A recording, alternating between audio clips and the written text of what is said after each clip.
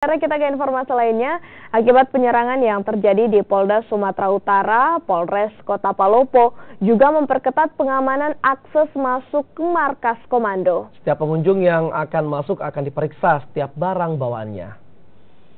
Penjagaan diperketat di pintu masuk area markas komando Polres Kota Palopo pasca penyerangan yang terjadi di Polda Sumatera Utara.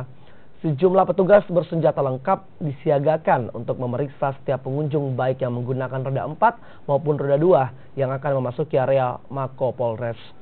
Para pengunjung menjalani pemeriksaan kelengkapan pribadi seperti kartu tanda penduduk dan kelengkapan lainnya. Secara rutin kita tingkatkan untuk pengamanan Mako, baik Mako maupun personel. Terus melakukan body system setiap pelaksanaan tugas, jadi tidak berdua tapi di cover minimal berdua dan berempat. Secara umum untuk wilayah kita cover dengan 9 kring untuk mobile secara keseluruhan di wilayah, mengcover seluruh wilayah hukum Polres Palopo. Sementara itu